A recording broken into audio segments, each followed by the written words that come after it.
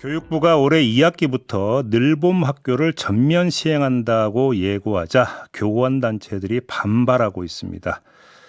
이주호 교육부 장관이 교육과 돌봄을 구분하지 못한다면서 늘봄 학교를 지자체가 맡아야 한다 이렇게 주장하고 있는데요. 자, 이렇게 주장하는 이유가 무엇인지 들어보겠습니다. 윤미숙 전국 초등교사 노동조합 대변인 전화 연결하겠습니다. 나와 계시죠? 네, 안녕하세요. 네. 일단 좀 구분 좀 해주세요. 늘봄 학교하고 기존의 돌봄 교실은 어떻게 다릅니까? 늘봄 학교라는 것은 기존의 돌봄 교실에 방과 후 학교를 합친 것이라고 보면 됩니다. 그리고 돌봄 교실이 정해진 시간만큼 한다면 늘봄 교실은 학교 정규 수업을 시작하기 전 아침 일찍부터 네. 그리고 점심 먹고 나서 돌봄 교실이 시작하기 전까지 그리고 돌봄 교실이 원래는 기존 4시나 5시쯤 마쳤으면 그 이후에 저녁 8시까지 돌봐주는 돌봄을 아주 많이 네. 시간도 늘려놨다고 보시면 됩니다. 그렇게 이해를 하면 되고. 근데 네. 아무튼 교육부에서 이걸 발표하기 전에 네. 교원단체 쪽에 연락해서 의견을 들어보거나 이런 과정은 없었습니까? 작년에 23년 1월에 처음 늘봄 학교 시범 발표를 하기 전에 사실 돌봄을 어떻게 해 나갈 것인가에 대한 그런 의논은 계속 있어 왔었어요. 네. 그래서 저희가 어떤 의견을 주고 또 23년에 시범 운영을 하면서도 현장에서 이런 문제점이 있더라. 아이들이 돌봄이나 방과 후 잘 되게 하기 위해서는 이런 방향으로 하면 좋겠다라는 의견을 제시할 기회는 몇 번 있었는데 네. 이번에 발표된 정책을 보니까 저희가 의논했던 방향과는 사뭇 다르다라고 느껴졌습니다. 근데 요번에 발표할 때는 전 단계에서 상의가 없었다. 네. 지난 토요일에 반대 집회를 여섰어요. 그래서 네. 초등노조에서는 늘봄학교 전면 시행 추진으로 학교의 교육 기능과 교권이 위축된다. 이런 우려를 표명을 하셨는데 왜 이렇게 우려하시는 겁니까? 늘봄 학교가 이제 학교로 들어오면서 교육보다는 보육을 하는 곳이라는 이미지가 강해지고 있습니다. 그래서 교육과 보육의 경계가 무너지고 있고요. 네. 아이들도 학교에서 무엇을 배우고 탐구하고 그렇게 하기보다는 뭔가 보살펴주고 그런 머무는 동안 뭔가 즐겁게 편안하게 그렇게만 있기를 바라는 그런 성향이 커지고 그만큼 관련한 민원도 교사를 대상으로 늘어나고 있고요. 네. 그래서 교육기관으로서의 학교의 기능이 약해지면서 교사의 권위도 당연히 약화될 것이라고 보고 있습니다. 그렇게 보시는 거고. 일단 근데 시범 운영을 좀 했었잖아요. 네. 그 결과는 어떻게 평가하세요? 작년에 경기, 전남, 경북, 인천, 대전 등에서 공통적으로 드러났던 문제점들이 이제 늘봄 학교를 중점적으로 추진해 나갈 통합센터가 제대로 만들어지지 않았고 전문 인력이나 전용 공간이 부족하다는 걸 계속 지적해 왔거든요. 네. 근데 돌봄이나 방과 후를 희망하는 학생들 대기 수요가 많은 곳은 그런 곳은 또 유휴교실도 없어요. 수업할 공간도 부족한 그런 신도시 인구가 몰리는 곳이니까. 네. 그래서 교실을 넉넉하게 쓸 수 있는 곳들은 인구가 몰리는 곳이 아니어서 대기 수요가 그만큼 없고요. 네.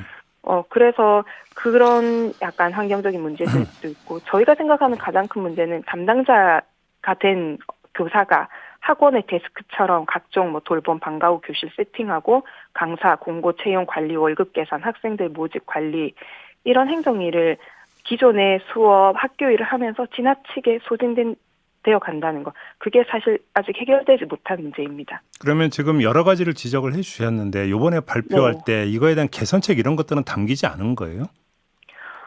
이런 개선책을 지금 학교마다 기간제 교사 인력을 충원해서 그 기간제 교사들한테 일을 맡기면 기존의 교사들이 업무가 줄어들지 않겠냐라고 하시는데 기간제 교사 2,000명의 인력이 구해진 게 아니라 예산을 줄 테니까 구해서 써라거든요. 근데 이미 기간제 교사를 구하기가 너무 힘든 지역들이 많아요. 왜요? 그래서 요새 별로 그렇게 학교에 들어와서 기간제로 일하는 것에 대한 메리트가 없으시다고도 볼 수 있겠죠. 처우가 많이 열악한가 보네요. 그리고 또 벌써 코로나 때부터 해서 기간제 교사가 구하기 너무 어렵다고 해서 공고를 낼 때, 이제 채용 공고를 낼 때 처음에 구해지지 않아서 2차, 3차 공고 때는 그 연령 제한을 없애거나 자격 조건을 완화하는 걸 이미 시행하고 있었거든요. 경기도 같이 큰 그런 대도시에서도요. 그래요? 그런데도 되게 기간제 교사 구하기가 어려운 상황에서 특히 농어촌 산간 지역은 더욱 더 그렇고요. 그러면 이게 좀 시중의 통념하고 네. 많이 다른 게 시중의 통념은 그 교사로 임용되는 게 하늘의 별 따기이기 때문에 네. 기간제 교사를 하고자 하는 어떤 이런 그 공급이 상당히 많다 이렇게 이제 통념화되어 있는데 이게 아니라는 말씀이시네요. 그러면 뭐 초등에서는 교사 그런데 많은 분들이 지금 명퇴하고 떠나서 빈자리가 많다고 생각하는데 예. 명퇴하고 학교를 떠났던 분들이 다시 기간제로 돌아오고 싶으실까요? 그리고 기간제 인력 나는 그 전부터 있어 왔던 건데 교육부에서 이제 사람을 구해서 내려 보내주는 게 아니라 사람을 구할 돈을 줄 테니 너희가 알아서 구해라라고 하니까 학교 입장에서는 이미 기간제 구하기가 어려웠는데 그러면 그건 개별 학교별로 구해야 되는 거예요? 네, 학교별로 다 따로 구해야 돼요. 교육청에서 일괄 저기 계약해가지고 학교를 이렇게 배정하는 것도 안 아니고? 해주세요. 네, 그래서 저희한테는 그 2,000명의 인력이 허수처럼 느껴지는 거예요. 실제 있는 인력이 아니라. 그래서 만약에 그러면 특정 학교에서 기간제 교사를 못 구하면 그때는 어떻게 운영이 됩니까? 그때는 기존에 있던 선생님들이 수업을 더 원래 정해졌던 것보다 더 많이 하시고 업무도 더 많이 하시고 정말 힘들어 하시면서 내년에는 꼭 이 학교를 탈출하리라 이렇게 마음먹게 되시죠. 예, 그렇게 된다 현실이. 네. 네. 근데 그러면 그러니까 학부모 입장에서는 특히 맞벌이를 네. 하나 이런 그 학부모 입장에서는 이 늘봄 학교를 전면 시행한다고 해서 사실은 반긴 측면이 있었거든요. 네. 자, 그러면 지금 그 교원 노조에서 우려하고 있는 지점과 학부모들이 기대하는 지점에서 조화가 이루어져야 되는 거잖아요. 어느 정도는. 네, 그렇죠. 어떻게 해야 된다고 생각을 하세요? 시범 운영 지역 이런 데서도 아이들을 저녁 8시까지 이렇게 실제로 늘봄 학교에 맡기는 경우가 거의 없었거든요. 아, 그래요?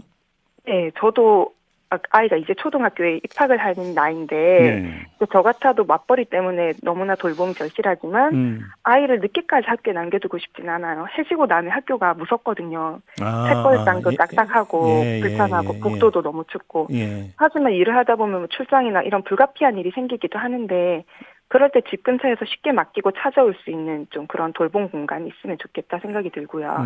이미 지자체에서 운영하고 있는 지역 안동센터들이라든지 동네에 그런 돌봄 센터들이 있고 서울의 경우에는 우리 동네 키움 포털 사이트 이런 게 잘 돼 있어서 단기적으로 돌봄이 필요할 때도 그 전날이나 이렇게 신청하면 보낼 수가 있어요. 그런 돌봄 공간을 지자체에서도 많이 제공하고 학부모들에게 정보를 많이 알려주면 좋겠습니다. 그러니까 이게 좀 이제 그 기존 지역에 있는 어떤 그 이 돌봄 시설 이런 거고 좀 연계를 해서 탄력적으로 운영해야 되는데 이걸 전부 다 학교 쪽으로 지금 몰아가고 있다 이런 말씀이신가요?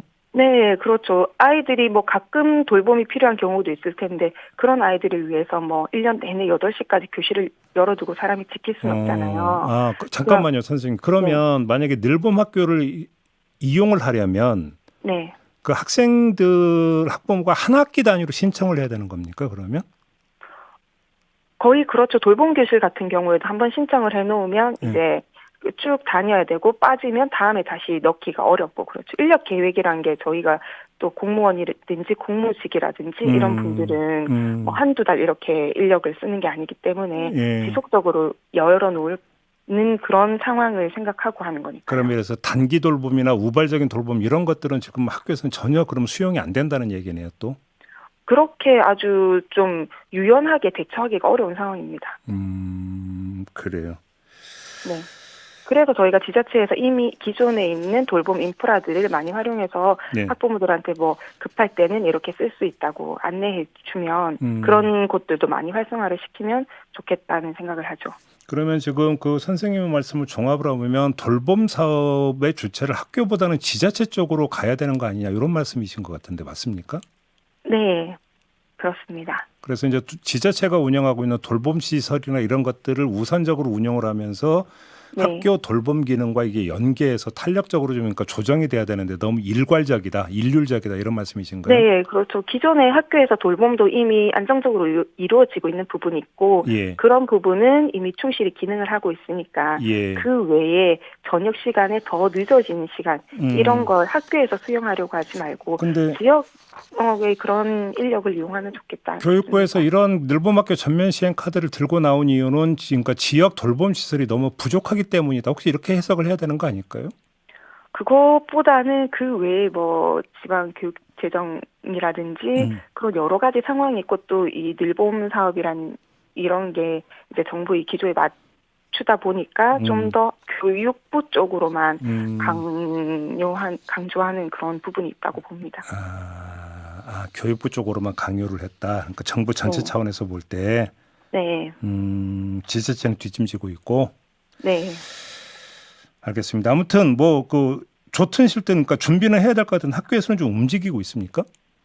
학교에서는 지금 3월 4일 개학을 준비해서 일본 교실은 뭐 이제 한다고 했으니까 어떻게 운영할지 선생님들이 되게 고민도 많이 하고 이번에 교육 발표가 너무 늦게 나는 바람에 정말 동동거리면서 준비하고 계세요. 알겠습니다.